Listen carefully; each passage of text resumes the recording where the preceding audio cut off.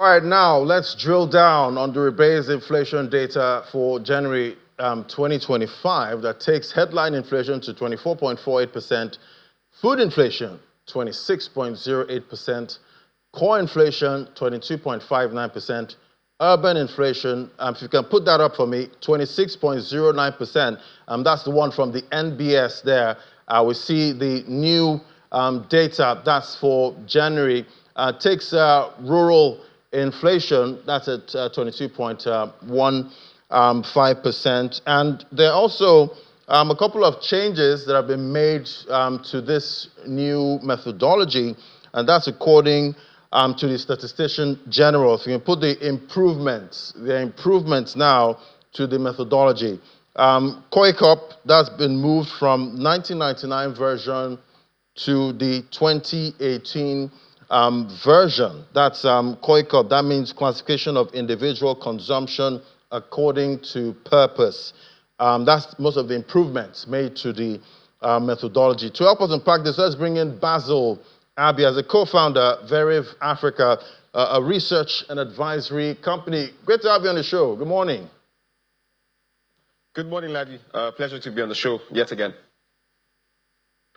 Great to have you, Basil. So some say we shouldn't use the word dropped, that inflation has dropped. They say we shouldn't use that when reporting Nigeria's latest inflation. Rather, some say Nigeria's inflation has transformed at this point. But, Basil, what would you call it, at this time? Yeah, Ladi, it's quite funny, but I'll tell you, it's the weighting class that is the most important factor for the reduction. And that's because, like explained by the National Bureau of Statistics, the new methodology takes into account a number of things. For instance, they increased the number of price products that they're observing for their changes in price from over 740 in the last 2009 CPI methodology to the 2025 CPI methodology, which has over 934 price products that they're observing for. They are also reducing the weight classes for a number of, the weight sizes for a number of weight classes. Now, this is based on one core thing. In 2023, the National Bureau of Statistics carried out the Nigeria Living Standards Survey. And in that Living Standards Survey, they found out that on average, Nigerians are now spending, in terms of the proportionality, they're spending lower for food. And so that means that the weight class for food reduced from 51% to 40%. So now if you bring that into context, as we know, of course, the biggest driver of inflation in Nigeria is food. Food prices are super high, and we have noted that since 2020. And when you bring that into context as well, there was also another significant reduction. Price expenditure for housing, for water, for gas, for electricity, the weight class reduced due to that Living Standard Survey from 16% to 8%. So that's a 100% reduction. Obviously, there were increases due to computations. There were certain weight class increases, like healthcare, for instance, it doubled from 3% to 6%. Other weight classes like transportation increased from 6.5% to over 10.7%. Those increases were significant, no doubt, but nothing can be as significant as the food weight class reducing from 51% to 40%. So that recalculation, and then, of course, the use of a very volatile year as the price reference period. 2024, of course, as we know, is the year that Nigeria recorded its record high inflation rate and its record high food inflation rate. First time since the Sani Abacha days, actually, we got those very high numbers. So when you put all of this into cognizance, you can understand the cries from certain analysts who say that we shouldn't call it an inflation drop, but rather an inflation transformation. But yeah, it's just the reclassification of the methodology that the NBS uses to monitor price level increases. And that obviously has a direct effect on policy moving forward, especially knowing that the Central Bank of Nigeria today, their monetary, the 199th Monetary Policy Committee meeting starts today. And I'm sure they're looking at those numbers and how do we react? So yeah, my response to this is just to explain the methodology changes and the weight classes differences that has led to this reduction in inflation numbers. Right. And Basil, I guess it's safe to say at this point, it's in with the new, out with the old. So this is our new reality. When it comes to inflation, this is the starting point. 24 Yes. At 24%. But let's look at some of the improvements to the methodology, as stated by the Statistician General, Prince Adeyemi Adeniro, starting with the COICOP. That's the classification of individual consumption according to the purpose, COICOP. If you could put that up for me. COICOP was moved from 1999 version to the 2018 version. Exclusion of own production, imputed rents, and gifted items. That's for the improvements to the methodology now. Reassign meal expenses to the correct divisional class. That's if you're looking at most of the improvements. So there are improvements at this point, but what do you make, of these improvements? Are they what is taking the inflation number down? Looking at that COICOP move from 1999 version to 2018 version, was it some updates when it comes to the methodology? Speak to these improvements. Yeah, the improvements basically dilute the factors behind the rise. For instance, since we've had the year-on-year and month-on-month rise in inflation, those improvements just dilute the factors. Like I mentioned earlier, of course, the dilution is very key in the food sub index, because in the food sub index, that reduction is from 51.8% to over 40%. And now you have the number of exclusions as well as the number of additions. Don't forget, the core dilution is because they're increasing the price items that they're calculating from 740 to 934. So when you add more to your basket, what happens? The weight classes for certain things, the significance for certain things reduces. So it's just a reduction in significance for a number of both the weight classes and the price items. Regardless, it's important to continuously increase the number of components that you're observing for price changes. It's very important. Sorry, Basil, we'll get back to the conversation now, but for our viewers on DSTV, we're going to join live coverage now of the coronation and presentation of staff of office to the people of Madagali in Adamawa State. But you can continue watching this Business Morning on other platforms as we're unpacking what played out with inflation numbers for January. Sorry for interrupting you there, Basil, but you can finish your thoughts now. Yeah, no worries at all. Like I mentioned, just the change in methodology, the increase of price items being observed from over 740 price items to over 940 price items ensures that there's a dilution of some significant or hitherto significant weight classes or price items. And because of that change in significance, you see that reduction. Another important factor, of course, for the reduction, like I mentioned earlier, is the price reference period. The price reference period starts from a very volatile year, and that means the alpha or the start of calculations can lead to a distortion or a reduction in the numbers. And that's exactly what happened. I said this last month when I was on the show, just to explain the new NBS methodology. And I said, of course, there's a likelihood that we'll see a reduction from the 30 percentile range to the 20 percentile range. And exactly that happened. All right, so I know I was speaking with you earlier. We know about positive interest rates. Right now, our MPR, that's at 27.5%.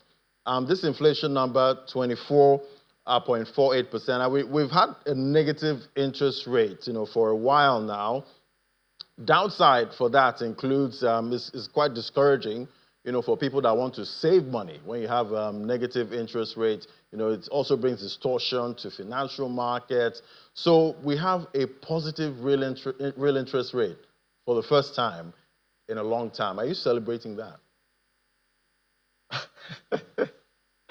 Well, I trust me, I think that the folks in the industry sector, if you read the Purchasing Managers Index that CBN released last week, you look at the numbers there. The PMI has increased for the industry sector. There has been an expansion. A contraction, of course, happened in the services sector. But the main guys, the real sector guys who really want financing, especially short-term Naira-based liquidity, would be, of course, having a sigh of relief, and the reason for that is that there's a very high chance that the MPC will look at the logic and decide to deploy a wait-and-see approach and stick to the positive real interest rate still at 27.5%. Like the numbers is, if you have the MPR at a certain number, most banks will add an additional 3% to their cost of debt or the cost of the loans that they're selling to industry-level consumers. And the industry-level consumers are the manufacturers, the processors, and folks in the heavy industry and construction. So for them, I think they'll be heaving a huge sigh of relief because of that. That should be the thinking. My analysis and that of my team is that the MPC will hold. And the reason for the hold, of course, is that they wanted to see what the inflation report would be. And since the inflation report is at 24.48%, and you know that the MPR is currently at 27.5%, they would want to deploy a wait-and-see approach for the next 3 months and see whether, of course, Nigeria's inflationary trend is actually an inflection point or at a trough. And inflection point, what I mean by that is basically that the rate of acceleration in inflation is reducing significantly. And then, of course, by a trough, it just means that it rebounces back and spikes up in the next 3 months. So a wait-and-see approach is more commonsensical, so that we're not causing the financial services sector into a new doldrum of chaos in that sense. So a bit of stability now is what the MPC should be looking at. And talking about causing problems at this time, MPR, that's at 27.5%, inflation January 24.48%. What's wrong with a 25 basis points cut? Well, that's us Nigerians being too excited. That's also the policymakers also being really excited. I don't think that's the right way to go. And if we're to use global best practices, we have to observe the Feds as well as the Bank of England. In this case, sometimes whenever inflation drops, it's not necessarily a cue to say you want to reduce the MPR or the interest rates, make those cuts. So I think a wait-and-see approach is just more commonsensical because you're observing for how price level changes happens with this new rebased CPI methodology, with these new weight classes. We want to be able to see, especially now that we're in the dry season for food, that since there has been a reduction in the food weight from 51% to 40%, we want to be able to observe throughout the dry season and see what food prices really spike high and what food prices are, lowering, maybe because of the seasonality of them. For instance, I went to the field 2 weeks ago together with my team. I was a field supervisor for one of our food data production and market price project. And one of the things I noted was the seasonality of certain food crops like tomatoes. Tomato is reducing month on month on a weekly basis because this is the peak season, and by the time the rains start to come from April and May, we will start to see certain food crops like tomato itself and peppers spike up in price, while other food crops would increase. So this sort of contextual observation is very important, since whether we like it or not, food prices are still a huge part of the huge factor that is driving inflation. Let's also not forget, if you read the CPI data, the inflation data that NBS put out yesterday in depth, you also see that imported food items still give a huge chunk in terms of the drivers for inflation at 11.7%. So just imported food itself is at 11.7%. And the reason for that, again, is the seasonality of certain food. So because of the seasonality of certain food, we'll start to see a spike in food importation. And unfortunately, if you're observing FPI inflow, it is receding. And if FPI inflow is receding, and we're still not pumping 1.8 million barrels, and then Brent crude is still at $76, not going to $80, it means that the current stability we are seeing for Naira might change. And so if it starts to change around May, there is going to be the exchange rate pass-through inflation, because Naira moves from the 1,500 range to a dollar to a 1,600 range to a dollar. And that's around the period when food imports start to spike. That's also around the period when certain food prices spike up. So imagine that drives further inflation. CBN's MPC will be pinching themselves and saying, why did we get so excited to reduce MPR, in that context. So this explanation for me, I think, should be what the MPC will be looking at. Say, okay, you know what? Let's give it 3 more months. Let's give it maybe the MPC. Let's give it till the 201st MPC meeting before we decide to hike or cut interest rate or the MPR. Definitely, we're also going to be looking out for what plays out for February under this new rebased inflation data. Definitely a lot to watch out for. I'm trying to imagine what's going to happen, come the end of February. If it's going to be a change to the high side or to a lower side, we'll definitely find out. So much to look out for. Thank you so much. We've already seen the impact for the stock market.